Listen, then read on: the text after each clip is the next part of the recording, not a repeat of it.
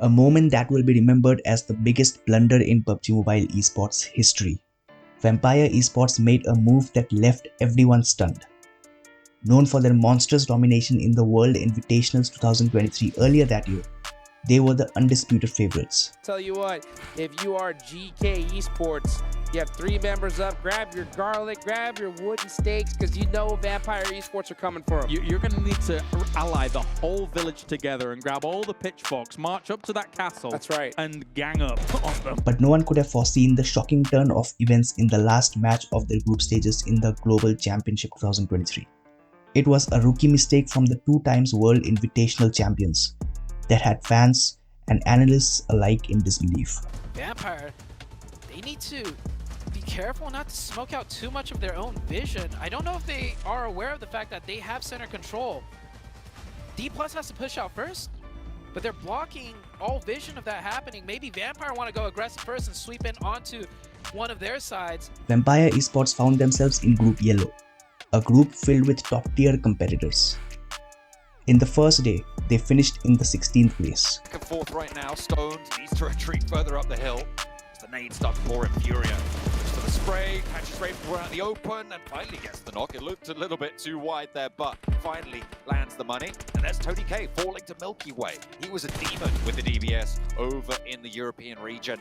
Looks like he won't let up just now. Schweppes further over the hill, disengaging, trying to get away from this one. Stone holds face, but it will not go his way. The Whites are handling business against Vampire. It wasn't surprising because Vampire Esports is known for their incredible comebacks, often securing consecutive wins in the final matches.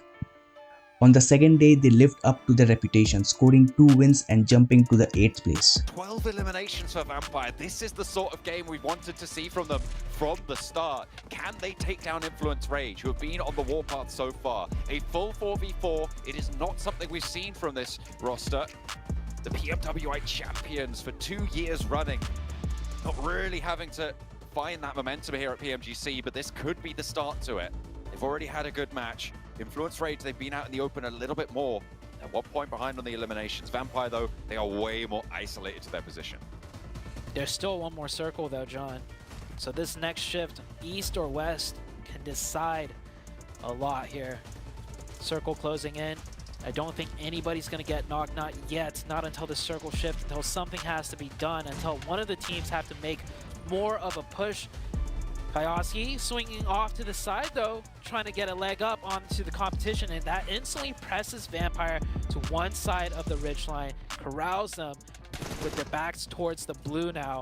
Law is a little bit isolated though, and the nades are coming out. Schweppes and Tony K with nades prime. That's the thing, you give them that ridge side, they have a lot of lateral movement, and Nuzi holds down the backline onto Kayovsky beautifully. Ravenclaw turning the corner, but Law's still in it. Tony K for the backup, cooking a nade to try and launch it forwards. Ravenclaw's still there. The backline continues to be dismantled. Vampire marshalling their forces. They have moved across this Erangel. They have had return to power on this map, but it is only the one match.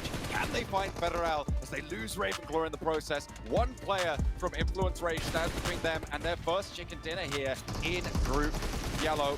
And they will be able to find the spray down. It is Vampire to find what they've been looking for so long. Relief. Another win on the 3rd day brought them to the 10th place, with one final day remaining.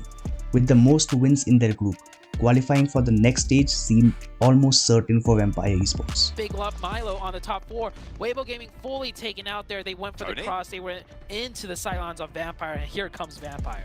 They are straight up into the wall. Tony K wants a piece of this pie. They know they need points, and this is exactly how you get them. They have so much utility. Look at that, 11 smokes, 20 nades still in hand, and there's a double nade coming on through for Tony K. He's on the outside and under pressure now from default. Where's the rest of Vampire? They've careened across this open ground, and they are looking to close it down. Tony K will hop on up, and that is everybody falling in their face. I wonder how many eliminations they were able to close down towards the end.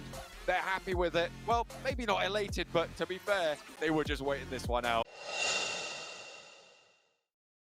The top 11 teams would advance, and everyone expected that the last day would be at least decent, if not spectacular, for this comeback team. But then, things took an unexpected turn. On day 4, Vampire Esports faced a streak of early eliminations in the first 5 matches, landing them in 12th place right before the final match.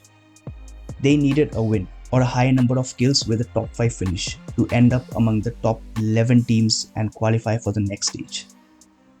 Then came the blunder of the decade. Vampire Esports decided to play it safe and aim for the win. They reached the top 2 with all 4 players alive, while D plus Kia had only 3. Victory seemed certain for Vampire Esports, especially with the zone favoring them. All they needed to do was wait for D plus Kia to approach. But what they did next would be remembered as the biggest throw in PUBG Mobile history. Find these points here. A really close match for this roster. It is nail-biting. Vampire, PMWI champions 2 years in a row. On the cusp of being eliminated, have their chance, they have their shot. The circle has given them their wish. But against D+, who have been playing strong today, there's no smokes, however, in the D+ bank. There's little utility, and Vampire have an area closer to the center of this circle. Yeah. Vampire, they need to be careful not to smoke out too much of their own vision. I don't know if they are aware of the fact that they have center control. D+ has to push out first, but they're blocking all vision of that happening. Maybe Vampire want to go aggressive first and sweep in onto one of their sides. It looks like that might be the case as they're all mounting up to the right-hand side. Is dueling with these shots, burning on that ridgeline, the smokes breaking out into the roadside there. A lot of Molotov power, and in comes the rally. Vampire going all in on one play. Swipes over the first, and it's now D+ to try and hold it out. It's going 1-for-1. Oh, South there, and they're lighting him up. Vampire are falling in the face of it, and Stoned is there to try and hold it down. The last player alive for Vampire against Nobu in the backline. He's low, he makes the cross. It's a 1 versus 1 for their tournament lives. He's trying to play in the strength for Vampire. He has got that first aid. It's ticking away. A nade for Nobu. For D+ display spoiler. He's got an ankle. It's out wide, but no! Vampire are shut down. Have they done enough? And second place with the eliminations. It's all up to the tables. Do they know? Have they made it? It's all up to this.